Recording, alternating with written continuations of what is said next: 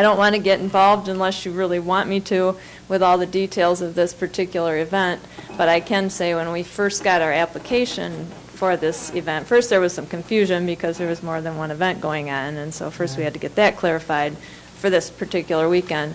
But we originally got a request about this thick, which was very similar to Bike Time and Summer Celebration. In fact, it almost went word for word of what their requests were. It was huge, the area they wanted. Since that time, we've gone back and forth up until, Tony knows because we've had emails going back and forth, even when we had our final sit-down with this group and said, okay, tell us now, what exactly do you want? We need to know finally, what we're willing to do and what you're going to make your final request. We got that, and even after that came in, it changed again. So I do want to make that clear that it's kind of been this ever-changing animal that we've had a hard time getting our hands around. And because it's a new event and because they have asked for so much, similar again to Summer Celebration and Bike Time, those events we have a history with. Bike Time, before they even started, we were sitting down with the Bike Time committee, I would say close to a year before the event even came to town. Staff was involved with them from the very start, knew what was happening. That's not been the case with this event. So and I'm hopeful that it's going to be wonderful and successful. It has a great potential, but we just don't have a history in terms of staff with it like we have other events. So our concern would be we put all these police officers on, we have the DPW helping do what they need to do. I can also say staff has never spent this much time up till this date on any event, I don't think, just in terms of trying to do the follow-up and the back and forth, and it's been very time-consuming, and so we don't know. We want to make sure we've got some money down up front. If we're going to put all these police officers on the street, we're going to have our DPW people again working overtime on a holiday weekend. We want some assurance that there's going to be some money there, because we don't know when the event's done what could happen. I guess, was it communicated to them that they needed to have it up front? I mean, that's like, and I understand all the staff time, and I agree we need to be compensated for everything that we've had to deal with. But it's, if I go into some place to buy something and I flash my credit card or whatever, and they say, no, you got to pay 10% in cash, and I didn't know till I got there, and we had been working on this for a while, it'd be kind of frustrating that I have to come up with this cash now. I just want to see, were they told ahead of time? No, because we did not know at that point.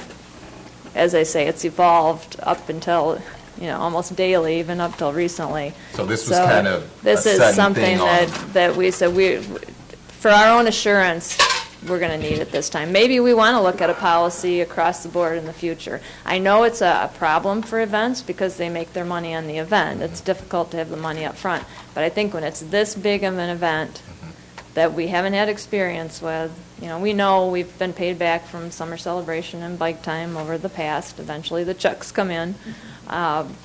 We don't know in this case, so that's... But they weren't told. No, because it's not, and I don't know who said it was a policy. It's not an official policy. It's something we've started to do over the last year to when we've had situations. The other situations we've had have been much smaller in terms of dollar amounts because they were much smaller events. But this one, they're asking for a lot. And what happens if that money doesn't come in after Labor Day? But basically it was at the last minute. Now everything's we actually, it wasn't last minute because we did have a meeting, Tony, probably a month ago maybe, that was the final meeting where we said we need to know for sure what's involved, and we did say at that meeting that we would be asking for a percentage at that point for what because we wanted to make sure. That's another thing I should mention is we had encouraged as staff that why don't you look at maybe doing this on a smaller scale to start with, since you haven't done it before, and that's more manageable for all of us. And I think if that had happened, we wouldn't have needed to do this, but because it became so big, that's when we felt we needed I think it's important to point out here also that it's, according to the sheet that Ms. Carey gave us, is it's not just the city that's asking for a down payment, the county's asking for a down payment also. So this is not something necessarily that would be considered out of line. No, I'm not saying it's out of line. I just want to know what the time frame between the time they decided to and then they were told that they have to come up with this much money. You know, I don't have a problem with them asking for the money up front. I just want to make sure they were given a reasonable amount of time to come up with the funds to cover the down payment. I think it's important to recognize, as I think Kathy was trying to indicate, is that it was only until very recently that the full extent of the event was known and we could determine what the costs were going to be. And, you know, we determined that it's $34,000, and that's a lot of money for the city to shoulder if the event is not successful. And, you know, Kathy mentioned a couple of events that have had large bills and have, you know, paid the city, and it might have taken a little time. There's also been some events that were one and done, as you might remember, and the city never received any of the fees that they charged. You know, and that was two that come to my mind, and they were some time ago, but I think particularly in these economic times, we have to safeguard against that. Yeah, like I said, I don't have a problem with us doing that. I just want to make sure, you know, like I said, I hate to, at the last minute, I'm getting ready to do this, and a few days before the event, oh, by the way, I ain't let you have this stuff until you come up with this much money.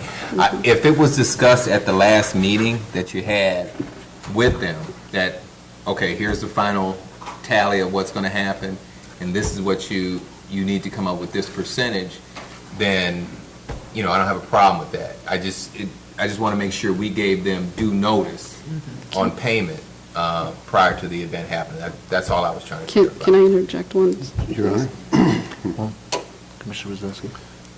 That being the case, if this has evolved to the point where it's become that large of an expense, if they were to rein in the scope of the event, could they get it back to a point where we would not require? I think that's certainly possible, and that's one discussion that Ms. Carey and I had when she was concerned. I think she raised it tonight about other events and whether they're required to make a deposit. And my response was, you know, we're not talking about the same dollar amount. Right. You know, at some of those, you know, some of those other events are, you know, the cost estimate is a couple $1,000s. If it was a couple $1,000s to her event, I wouldn't want to ask for a deposit.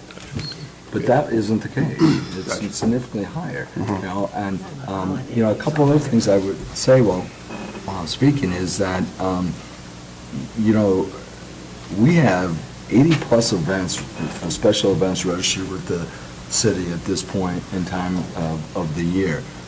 We've applied this policy in terms of the cost and determining the same practice as far as looking at how, you know, how many police officers we're going to have. I think it would be very dangerous to start to second guess and start to try to negotiate in a public forum how many police officers, how many people, absolutely. Agreed. so on and so forth, be there. You know, I feel very confident in our staff and the number of special events that they've had to manage over the course of many, many years, that they know what it takes to keep the public safe and to provide the services that are necessary to have a successful event. I agree. I guess my thought was, there was a 4-day event and they ran it into 3, or 2, or get rid of the beer tent, or do something. You know, would that make an effect on it? Something that might impact the numbers. I'm not suggesting that we don't charge for what we're doing. What I'm suggesting is there a threshold? Is it 10,000, 20,000, There's a number of 30,000? things that can be done to reduce the cost, and I think Tony mentioned, you know, if we don't need as many police officers, you know, Ms. Carey talked to me about not needing as many DPW services, and I said, well, if you don't need certain services, you won't be charged for them. Yeah. You know, I mean, it's that kind of thing.